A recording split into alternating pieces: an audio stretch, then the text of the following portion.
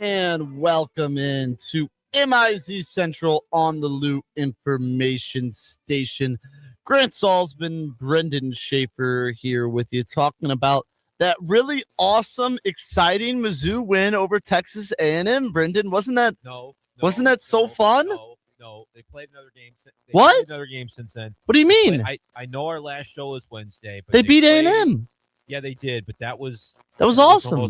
That was a while ago. Oh, in Mizzou years. What happened? Well, they played another team from the state of Texas. Oh, and they got it handed to them. Oh, yeah. Mizzou was terrible on Saturday, Yeah. just awful. And I'm sure if they had won, that Vic Faust would be here and would be here to celebrate his 2-0. But I think he's boycotting because of Saturday's game. I don't understand. Vic Faust had something, I think, something to take care of. But it might have been partially because of the disappointment. I don't blame him. I can't say I blame him. But we're here. We're forced to be here. I said that was the worst performance that Dennis Gates has ever had at Mizzou, and they lost to Jack and Princeton under him. And I still think that was the worst, most disheartening performance I've ever seen. Disheartening. I mean, so the Princeton game, obviously, we're already kind of counting our chickens to the Sweet 16. Oh, mistake. And so, that was extremely disappointing.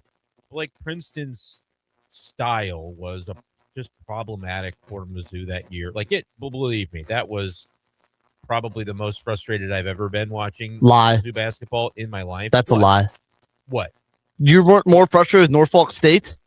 I was extremely frustrated with that, but that was a first-round game, and I wasn't yet a Mizzou student. That was my senior year in high school. I was a Mizzou fan growing up, but I cried.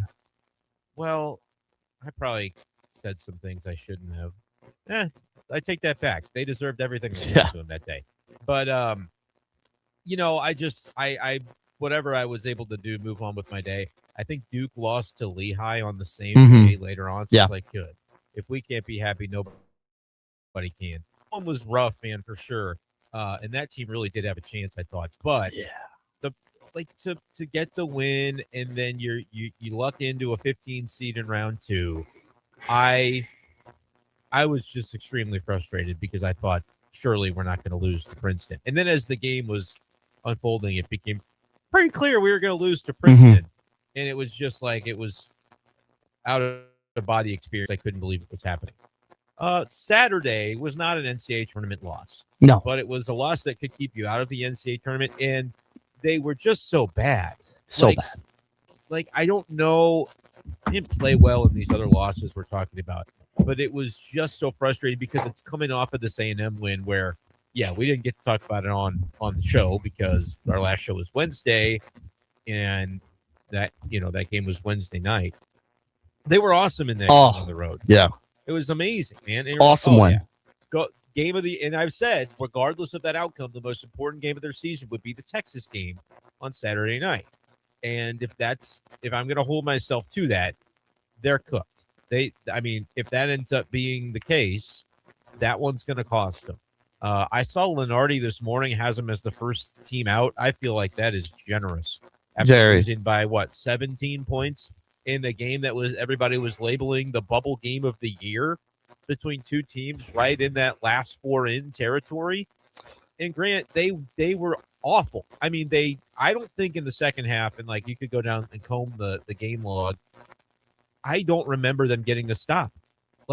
That's how bad it felt. There was a foul every single possession on both teams in the second half. There was a foul or a made 3 by Texas or a made 2 jumper by Texas or a miss, but they would get the offensive rebound and score or get fouled.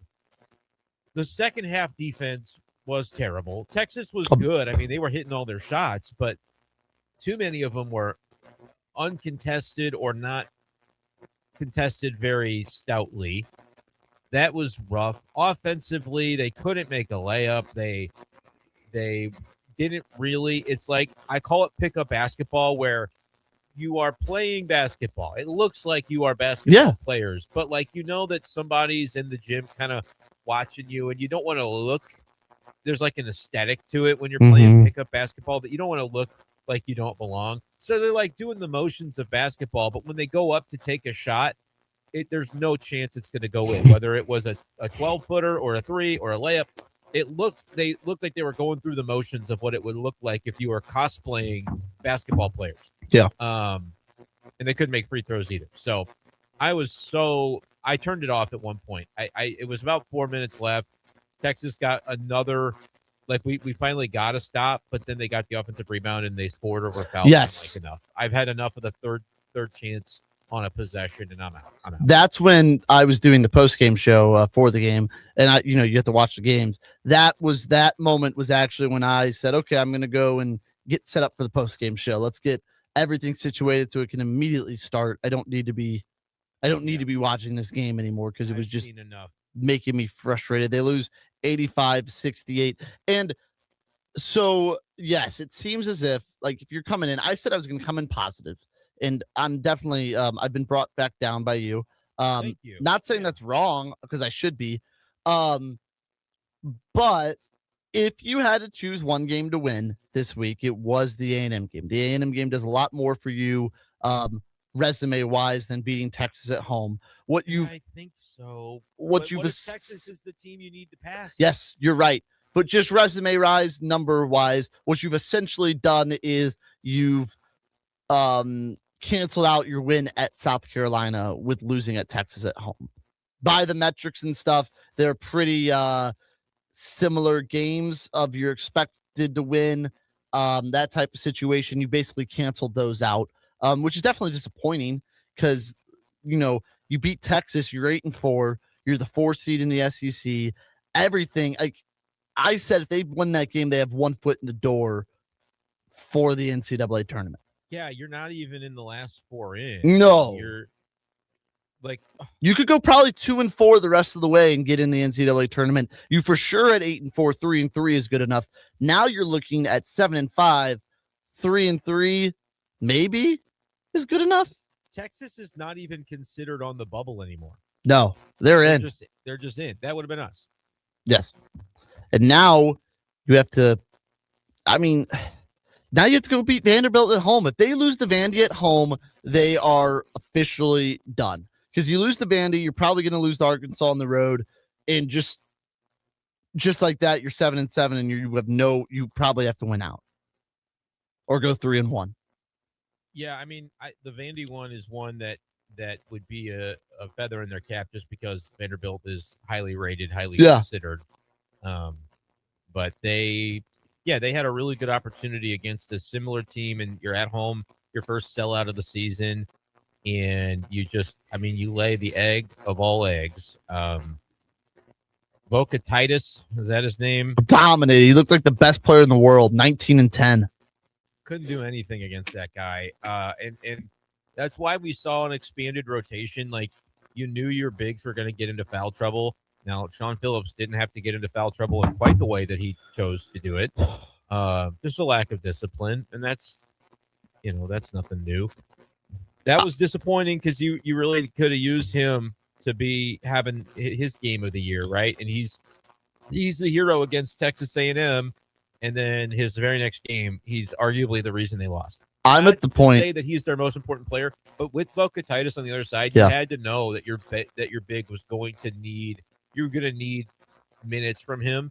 And like a Trent Burns and Nick Randall, those guys had no chance against this freak of nature from Texas. I'm at the point, though, sometimes when Sean Phillips is playing like this, I'd rather see Nick Randall than Sean Phillips. Nick Randall at least comes in 10 minutes of play, or 10 minutes of play, gets 5 points and a rebound. Sean Phillips in 18, 5 points, 2 rebounds, 4 fouls, a flagrant foul. He is so, and I said this after the Georgia game, he played better ever since, so maybe I need to call him out again. He is so soft, Brendan.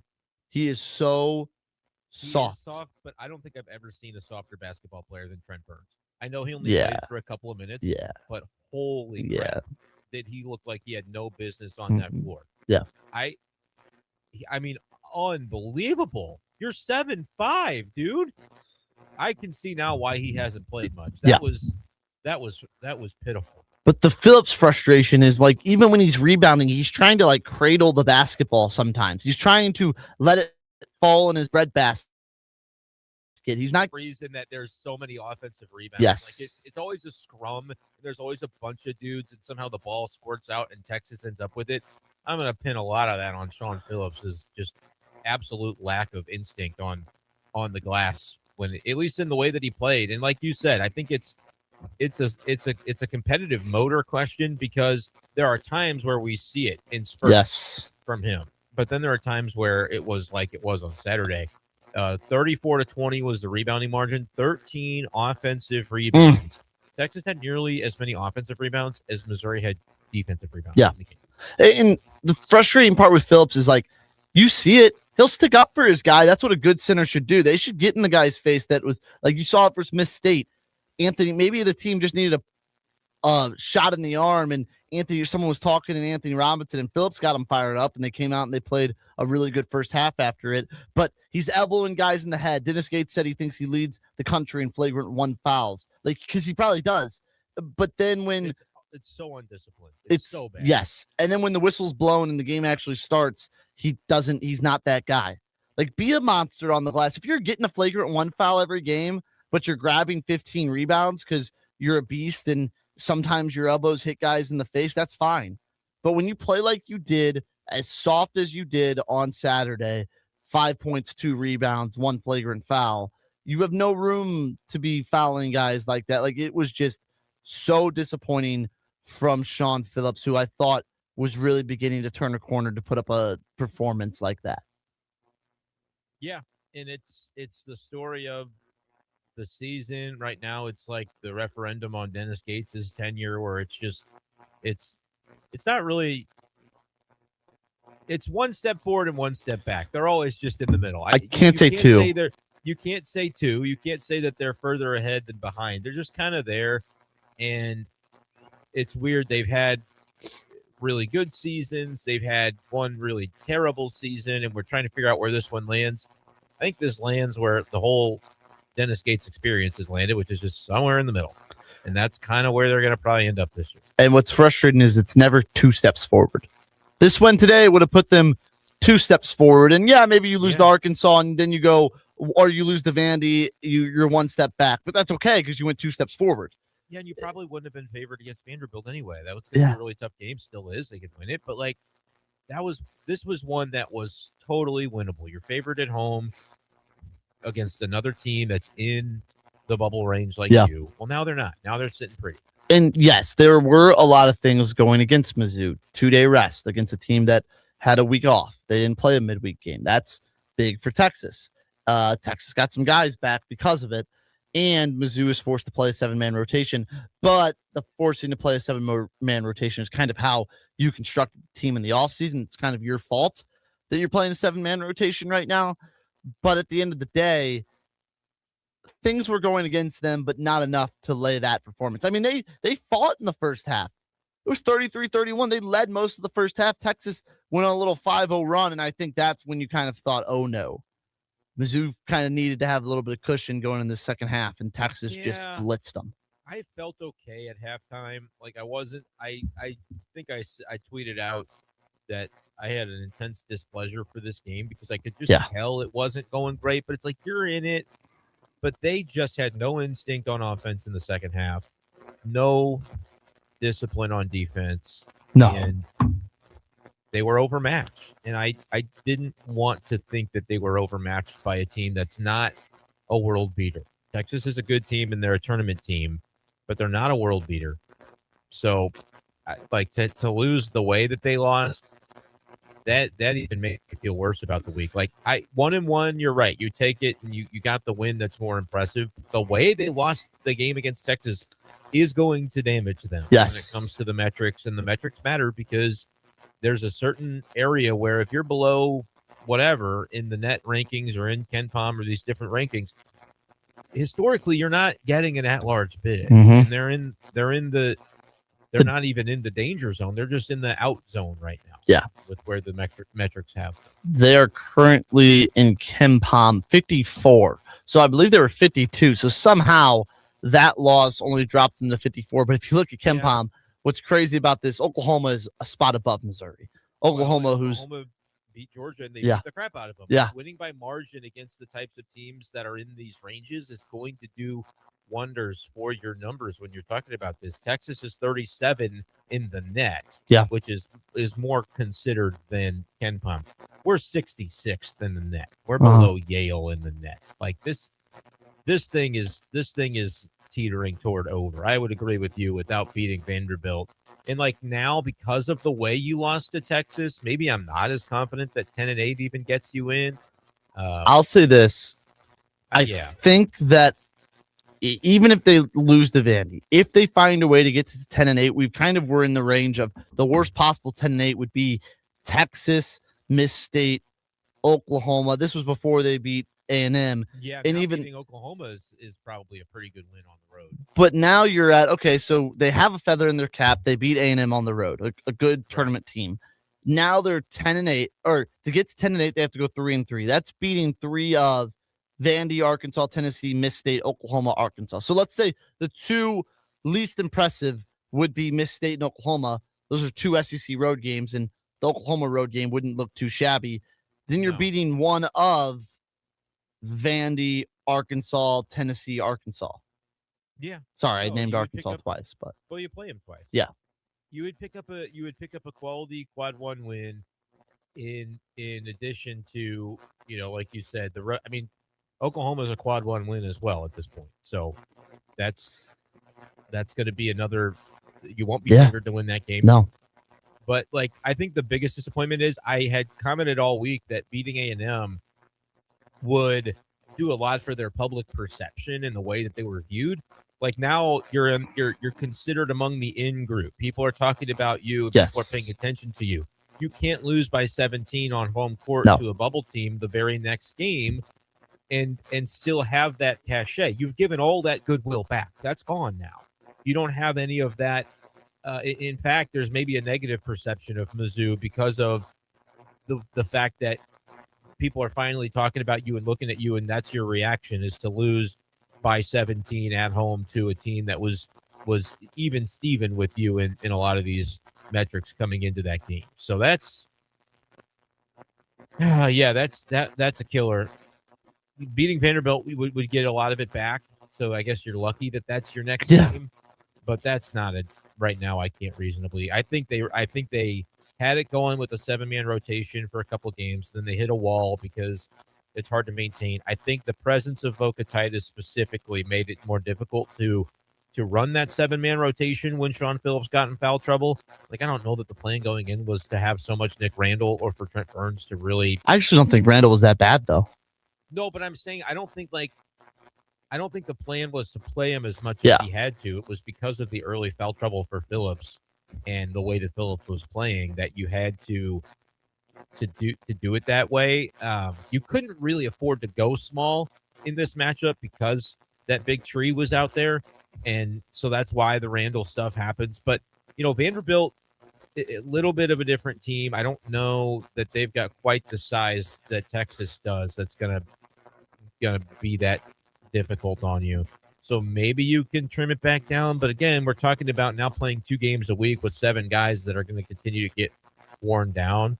And I don't know, like you have to have, like you didn't really have the game you needed from Trent Pierce against Texas because that could have been a way, to bridge the gap a little bit. A guy plays 32 minutes, like they had him out there, 4 rebounds, 4 points, 2 assists. Like he was probably one of the main reasons that they didn't win, other than Sean Phillips. For Theo Barrett? No, I'm talking about Trent Pierce. Oh, sorry. Yeah. I mean, Barrett was out there a ton and didn't do anything either. But there were some moments of Barrett that were good. Trent Pierce, I wanted to see more from in the scoring department. Yeah. Because I feel like in the second half, that's where they lost this, was like every time down, Texas would score and Mizzou would. And so it's like very quickly, you're down double digits. Well, the most perplexing thing was in the second half, Mark Mitchell had 1 field goal attempt. 1. Yeah, the second half was a living nightmare. It was a living nightmare. They didn't do it without a doubt. One silver lining, and this is a silver lining. Anthony Robinson looked good offensively. 11 points. Well, yeah. 3 for 6 from the field, made 2 3-pointers, 3 for 6 from the free throw line. He had he's got to stop that. You're a guard. Yeah. You're a point guard, dude. No turnovers. But if that's Anthony Robinson, they get a guy that can actually shoot the ball, that makes the 7-man rotation a little bit easier if he has any sort of offense for Missouri, even though if T.O.'s starting and if he plays like he did on Saturday, they'll need a little more from Anthony Robinson. But let's say T.O. continues to 15 points a game, 12, 15 like he has been. If Anthony Robinson then can come off the bench and score 10 to 12 and make a couple threes, I think that's a really big step forward for Mizzou if he's found his game again. Yeah, but I think you need him. You need, like, when you've got 7, you can't afford to have too many ghosts out there. And Cruz is one. And generally, Jacob Cruz is going to be one. Now, he only played 14 minutes. I think that was due to needing that size. Yeah. So Randall scoops up his minutes essentially almost 1 for 1. Because Cruz would normally be around that 20 to 23 range. And so if Cruz is going to be a ghost, if Trent Pierce is going to have a game where he ghosts and T.O. Barrett's kind of a ghost and Sean Phillips, it's like, well, Jaden Stone and Mark Mitchell are going to need to do a whole hell of a lot. Like, yeah, Robinson had a nice game getting double digits, which has not been the norm for him. But you had too many guys that weren't getting their shots to fall and or weren't creating for themselves. And so that's how you score 68 points. I will say the frustrating part of this roster rotation or construction is that I guess Nicholas Randall is your backup center. He's 6'9". Like he's not. He did what he could out there, but he's not an answer. That's the roster. That's not necessarily his fault. No, it's not his fault. It's it's the roster construction fault. The good thing for Missouri against Vandy, you kind of talked about their size, is Vandy's not the biggest team in the world. They're a guy that probably gets the most minutes at the forward guard position is kind of like what we saw against A&M. Devin McLaughlin is 6'7", and he's kind of their power forward center role. So you can outsize them, and I think the game plan for Missouri should be similar to what we saw against Texas A&M. Absolutely. I don't need to see Burns at all. No. Much Randall, if any. And you're going to need Stone, Barrett, Mitchell, Pierce. Mm-hmm. Those are the 4 that have to play really well. And hopefully Robinson plays well. But you can play Barrett and Robinson on the floor together, and you can play small and like you said, similar to the way you beat A&M. But you need all those guys to be playing well. Yeah. Maybe part of it that was for some of those guards that they didn't get into as much of a rhythm because of the style that they had to play against Texas. But I'm not going to give that as the excuse. I think they should have been able to get more going than they did. Yeah. Without a doubt. I mean, that was, it's just hard to even think about watching that game. It was so frustrating the entire time because in the first half, it felt like, we should probably lead by a little bit more. They actually didn't play a bad first half. It was that second half where everything seemed to unravel. I think part of the reason why they are still, Brennan, kind of hanging in there on the bubble is a big team that was right around them that has no margin for error is Santa Clara, and they lost to Gonzaga at home. So Santa Clara kind of is falling off that bubble, falls behind Missouri now. I think that could be a reason why Mizzou is still hanging around there. That's a shame because had Mizzou won, I would have stayed up and probably bet Gonzaga in that game, but I just didn't want anything to do with college basketball anymore after Mizzou. So I just didn't. I just wanted to go to bed. Yeah, I just wanted to be done with it. You were done with everything. I'm trying to see, has Lenardi released the entire? He did. Everything. Yeah. No, well, maybe you're looking at it there. I just saw his tweet that he puts out. Yeah. In like the blurb where he gave Mizzou as the first team out. So he has not released a full bracketology yet, but yeah, he has the blurb of them as the last team out. I'm trying to see if the first team out. First team out. Pardon me. They were the last team in. Yes. This one done by CBS, where again we're not sure of who it even is. It might be Dennis Gates. It might be Dennis Gates. It has Missouri, and this is in the first 4. They are the last 4 in with TCU, San Diego State, and Georgia. So I believe they have them playing San Diego State in the first game of the Mountain West. I don't need that. You're a fan. You would like them to play the Mountain West. So bad. The Mountain West should be a one big league. Exactly. That would be good. The Mountain West should take their tournament champion and consider whether or not they deserve to even be in. Such a bad conference every year. I agree with you. Mizzou then in this bracketology would go face 6 seed BYU, and wow, oh wow, would this quadrant be awesome? Listen here what CBS has. Okay. Mizzou, let's say Mizzou beats San Diego State. They're the 11th seed playing BYU. They just took a big blow. Richie Saunders, their sharpshooter, out for the season with a torn ACL. Against the winner of that plays the winner of North Dakota State versus the Kansas Jayhawks. I want nothing to do with that. Wait, there's more. There's more. Missouri somehow got to the Sweet 16. The 7th seed in that quadrant is the St. Louis that would be the Billikens. The Elite Eight at that point, though. That would be the Sweet 16. No, it would be the Sweet 16.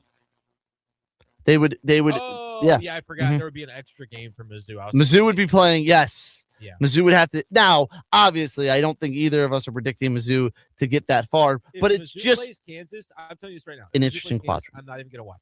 If Mizzou plays an NCAA tournament game against Kansas, I don't even want to watch. Not even if it's like an Elite Eight game. I don't even want to watch, dude. They would lose so tremendously badly. No, I guess I would have to watch. Have Mizzou and Kansas ever played in the NCAA tournament? I don't believe so. It's a good question. SLU though as a 7 seed, does that surprise you? I know we talk about Mizzou, but SLU's fun to talk about. No, it doesn't surprise me that somebody would be saying that. Big game on Friday night, hosting VCU. They handled Loyola on the road the way they needed to. It's just really hard. Let's not get. Hey, they have to play Rhode Island tomorrow. Still, don't. Okay, great. Well, that's just saying. The next game that I am thinking about is Friday because I'm going to. But it's fair. I just feel like they could run the table and still probably only end up is like a 6. Like Miami of Ohio could go undefeated. They're going to be an 11. You know, like there's just these conferences are not getting the same kind of love as like the Mountain West for no good reason. Yeah, it's because the Mountain West was good 5 years ago, and so we're going to keep putting San Diego State as a Dayton team every year. But no, can I be honest with you though? It's not fair to SLU. I kind of feel the same way about the WCC. Like, I don't think Santa Clara is like they're good. The conference is not good. It's just they've got 3 good teams. Like St. Mary's does the same thing every year where they kind of just beat everybody but Gonzaga, and they're in. And like Santa Clara is not going to be. They're not going to be in that level. We don't have. No, I don't think so. I don't think that they can, unless they've got some games remaining where they can pick up some cachet. But that was like their chance on Saturday night. Was their chance. They had to beat Gonzaga. They can go to St. Mary's and win, but I don't know what St. Mary's is predicted as a seed right now. I'm sure they're predicted to be in. But. So the last 4 buys that Lenardi has are SMU, UCF, Georgia, and USC. And by the way, Georgia's not making the tournament. I'm just going to tell you right They're going to keep losing? I'm just telling you. They're not making this tournament. I've said it for weeks. I've said it since basically they beat Mizzou. I'm like, that's fake. That's not real. And since then, they've lost by 20 to Texas. They've lost to Tennessee in overtime. They've lost by 15 to A&M. They beat LSU by 12. They lost by 20 to Florida. They lost by 16 to Oklahoma. They are 1-5 in their last 6. And they go to Kentucky tomorrow and host Texas, which they'll lose on Saturday. They're not making the tournament. Mizzou had to play them at just the worst possible time. It was extremely embarrassing to lose. Yes. They're not good. So Lenardi has last 4 buys as Georgia, UCF, SMU, USC. He has the last 4 in as UCLA. He still has Santa Clara, TCU, San Diego State. He has Missouri, obviously, as the first team out. There's a lot of the thing is, what I will say about those teams, those 8 teams ahead of Missouri, if somehow SLU was in there, I'm naming mid-majors who are good. That's where I would be concerned. They're not going to drop out. I don't think any of those 8 teams named here are really that good to where none of them are that good. I think SMU is probably a tournament team. I would be surprised if they fell out. But UCF, Georgia, USC, UCLA, Santa Clara, TCU, San Diego State, all of them will probably lose a bad game or 2 down the stretch. The 3-3 window and still getting in is probably there for Mizzou. Yeah, but if they play like they played Saturday, they're going 1-5. So You're right. you know what I mean? Like, they're still 8-10 is still on the table for sure in this conference. So we'll see. I agree with you. Let's go to a quick break, come back, talk a little bit more Missouri basketball. Then we'll talk about the SLU Billikens as well. He's Brendan Schaefer. I'm Grant Salzman. This is MIZ Central on the Lou Information Station. You've seen this. It's brand new. Are you online? Oh, hey. Oh, so you're new here. All right, let's get cracking. Okay, then maybe you should check out our website. You're insane. Well, you download songs illegally from the internet. LouInfo.com. LouInfo.com. The Lou Information Station. 590 AM KLIS, Wood River, St. Louis. Our origin story began. Hockey parents, be honest. Are your tournaments this season feeling a little unpredictable? You planned the weekend, booked the hotel, hauled the gear. You deserve a tournament provider that's as organized as you are. And that's where Big Bear Tournaments comes in. No guessing games, no mystery matchups. We probably list every registered team right on the website. So you always know exactly who's in your division. There's great competition, clear communication, and zero last-minute surprises. Make your season smoother. Check out your next tournament at BigBearTournaments.com. All right, Cam, be honest. New Year's resolution still holding strong? Not so much, Kat. But I did decide on one thing that I'm sticking with. Making home life better in 2026. And that's a good one. And if better includes more fun, more time outside, and less stress, then you need to talk to Merrimack Pools and Outdoors. Absolutely. They build backyard escapes, pools, patios, outdoor kitchens, the kind of place everyone actually wants to hang out. And now's the perfect time to plan. Don't wait until summer hits. Start now, get it designed right, and be ready when the warm weather shows up. Merrimack Pools and Outdoors walks you through the whole process, from design to construction, and they do it the right way. So if your New Year's goal is fewer trips, fewer crowds, and more memories at home, go to SplashSTL.com. That's SplashSTL.com, and make this year the year your backyard finally wins. That's SplashSTL.com. Listen up, fellow timeshare owners. If you're a timeshare owner and you want out at all costs, you're done. Frustrated, tired of wasting money, you don't use the darn thing. Get out now. Hire the best Bulldog timeshare cancellation team in the business. Their in-house legal team, headed by a timeshare cancellation lawyer, can help you fight the biggest and baddest companies out there that sell timeshare.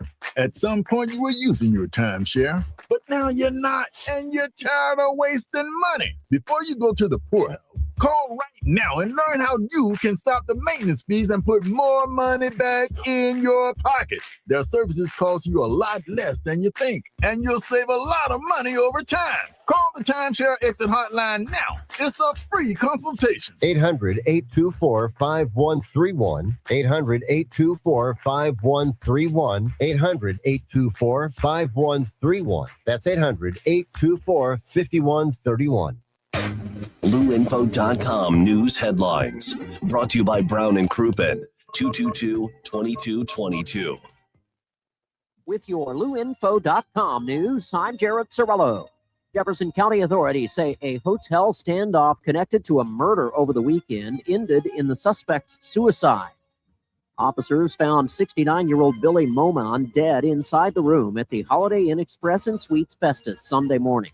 Momon was accused of killing 46-year-old Mary John Ludwig, whose body was found at a home in the 2600 block of Winding Valley Drive on Saturday. St. Louis police say a man died over the weekend after injuring himself in a patrol car. Officers said 29-year-old Mark Smith intentionally rammed his head into the metal screen in the police transport van while he was being taken to a hospital. This happened last Thursday after he was found in a delusional state and acting erratically. The department said Smith was unconscious when they got to the hospital and died 2 days later. The Lou Information Station is streaming 24/7 at LouInfo.com. I'm Jared Sorello. Now, LouInfo.com weather. Presented by Home Bank. Member FDIC. Secure your financial future by opening a high-yield checking account today. Go to myhomebank.bank to get started. Here's your LouInfo.com weather update. Pretty quiet for now, although the wind will be picking up a little bit. Mix of sun and clouds, breezy, and mid-60s for today's high. We're in the mid-40s and a few clouds for the overnight hours. Windy on Tuesday. We will have more clouds and our afternoon high in the mid-60s. Sunny and not as windy on Wednesday. I'm meteorologist Steve Hamilton for the Lou Information Station, streaming 24/7 at louinfo.com and the free Lou Info app. The choice of a lawyer is an important decision. It should not be based solely on advertisements. Not sure how to get a lawyer after an accident? Call Brown and Crouppen. We'll walk you through it. Worried it'll cost too much? Here's a fact. At Brown and Crouppen, you pay nothing up front, and we never get paid unless you do. When you're our client, you'll have all your questions answered, all for free. Hurt? Get the facts and help you need. Call Brown and Crouppen now. Introducing the Key STL Burger Bar and Boogie, your new home in the Grand Center Arts District. The Key STL is where the music plays, the game is always on, and the dance floor is open. The Burger Bar features the ultimate smash burger experience with premium pasture-raised local beef and a dozen house-made sauces to top it all off. It's the Key STL Burger Bar and Boogie, 3225 Olive in Midtown. Before, during, or after any game, this is the spot, St. Louis. Find out more at thekeystl.com.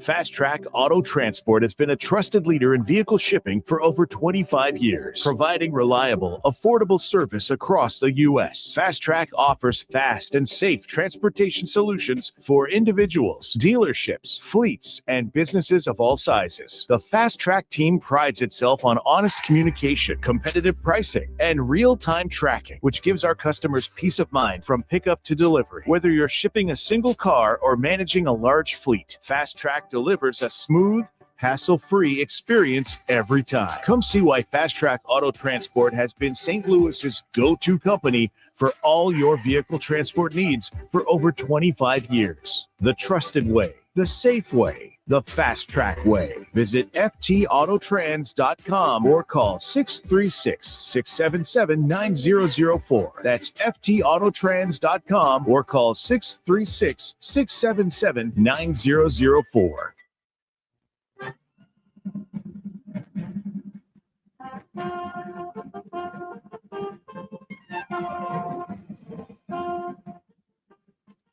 And we're back here on MIZ Central on the Lou Information Station. Grant Salzman, Heath, Brendan Schaefer. You ever sit back and I love college basketball. March Madness is my favorite time of the year. I love the NCAA tournament. But you ever just be like, man, I wish it was football season again. I wish I was watching Mizzou. Sometimes I just sit back. And this was the first Sunday without football, but it's really the college football that I miss the most. This was a good college basketball weekend, but if you're not a big college basketball fan, and even if you are, this was one of the worst sports weekends of the year. Yeah. When you have the NBA All-Star slop going on, and I get it, you know, maybe you're big time into the Olympics. I am. They're fine. I'll check it out, but it's not like I'm always going to be more Summer Olympics than Winter Olympics. It's fair. Personally, there just is not a lot of action going on. There's no football. There's not even the NBA because, like I said, the NBA thing is not real. There's no NHL because it's Olympics, so it's you don't like curling. Lean. Look, man, when you have a controversy because a guy touches the curling thing when he wasn't supposed to, but they don't have referees to tell, it was another team that set up the camera that exposes him. The Swedish team did. He's telling people to F off because he didn't touch it when you absolutely did, but there's no recourse for that because it's not where the refs look. If you're a curling referee or a judge, what's your job? What would you say you do here if not to check to see if you're touching it illegally? There's not really a lot else going on. They measured that's not an area that they look. Yeah. That's not an area that they look. Probably should be. It's the only place you could possibly cheat. There's a line. You can't touch it after the line. It's the only way to cheat. It's the only that's not really something that we check. Our refs aren't positioned to see that. Well, what are they doing? So if that's your idea of a good time, I've actually very enjoyed. I love the curling. I've enjoyed it greatly. But what I saw that controversy, I'm like, I don't understand how that happens. Your only job should be, hey, let's make sure he's not touching it illegally. You're there right. shouldn't be this whole controversy where it's like he doesn't get caught, but another team has to say, yeah, he does this. They had to set up like a SWAT team, basically, for the Swedish TV to catch it. It's ridiculous. That was crazy. And so yeah. that kind of turned me off the whole thing. St. Louis, though, the Chuck brothers have been performing well at the Olympics. Yeah, the U.S. team was losing to Denmark until they kind of came back and won, and they beat Germany just fine. Stop giving up goals to these countries. Yeah. U.S. women are up 2-0 in their semifinal against Sweden right now. You're just waiting for the final Yeah. against Canada and that on the women's side. I agree. So. But man, it's like this stretch from February after the Super Bowl, and for me, the Olympics are bridging it a little bit until Selection Sunday. I think it's more until the conference tournaments are brutal. The end of February, the last 2 weeks is normally bad. Yeah, you get into, because there's like multiple weekends of conference tournaments. Really, there's like 3. And that second weekend ends up being pretty good. Like Arch Madness is kind of in where some of those conferences are doing theirs, and then it bleeds into the whole next week. Is like leagues got to start their conference tournaments pretty early, so that ends up being pretty good. You get to early March and you've made it, because then as conference tournaments end, you get Selection Sunday, you get the first round of the tournament. Now it's baseball season. The NBA matters. Rounds of the NBA playoffs are getting going. Hockey, the NHL is going to get going.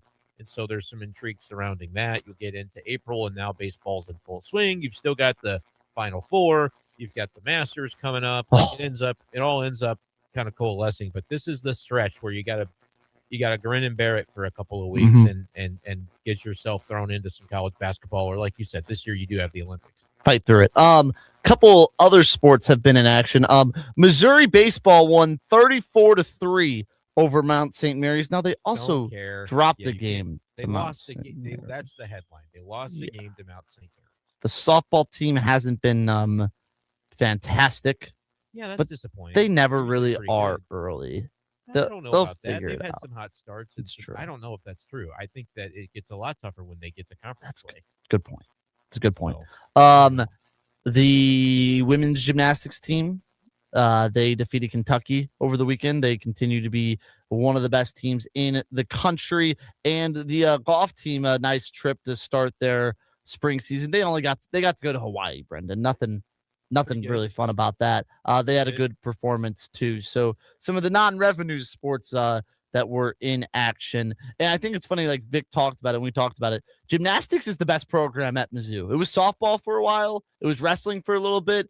I think it's pretty easily gymnastics right now as far as success goes at Missouri. Yeah, they were great last year, down to the national final, essentially. Yeah, they got third. And finished third in that out of the 4, and now they're making a run at potentially being right back there this year. It's fun. What's your early?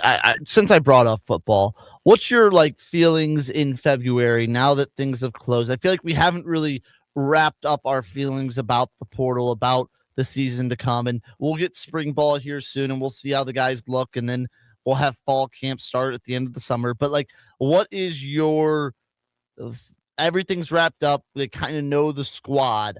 How are you feeling, scale 1 to 10, about the team upcoming season that Missouri has? Pretty good. Yeah. I mean, I think the offense is going to be exciting. I think the offense is going to be better than it was last year. I'm thrilled to get to watch this running back tandem again, and then we want to see what Austin Simmons is all about. But I know that it's going to be better for the passing game than what we saw last year. I think Chip Lindsey is going to be able to get in the building, see put him in positions to get the most out of the talent, which is going to include still an emphasis on the run game. But I think the pass game is going to be more of a threat, which is going to, in theory, make the run game even more. Because, think about what the running game did last year when everybody knew we were going to run the ball every single time. Now, in theory, if you could get competent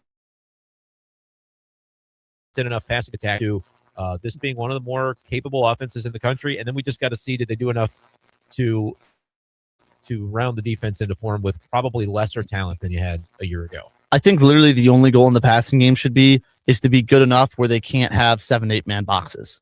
If you do that, it is a victory. That means your offense is probably rolling pretty well. If teams have to be just favoring enough that there's the threat of a pass, they can't just hone in on the run. Yeah, and like anytime they do fire off a downfield pass and it connects, you're going to know that that's going to have huge implications for the rest of that game. Like, yes. Oh man, if we can do that, not only did we just gain 28 yards, but now they're going to have to respect it, which is going to continue to help, just the balance of the offense. I'm really excited because I think that when they first got Austin Simmons, I said right away he's the starter. There were some people going, Zoller still could be. Simmons wasn't that great. Not. I'm excited for Austin Simmons. I think he can be a guy at Mizzou. I really do. I think he can come in and he can win some games. He's somewhat experienced. I think it's the perfect portal pickup quarterback wise for Mizzou. Obviously, there was bigger names out there, but if we're just being realists, this was a pretty good get for Missouri. I think they paid him a good yes. bit to get here, and to pay anybody else more, you would have really been hard pressed to find the pieces around him that you need to fill out your roster, especially on defense. And I think even as it was, they didn't get the studs on defense and the big name recognition guys, but they got what they could afford and could get to come here. And so I think because of where you go early at quarterback, you lock in what that looks like and you can build around that. I think it was the right approach. Yeah, and you kind of got a 2-for-1 deal. You got Simmons' best buddy in Caden Lee, who's a pretty capable, pretty darn good receiver. So I think all in all, it's worked out. The way you said it as well, of maybe not the superstars, but you kind of spent smartly defensively, it seemed like.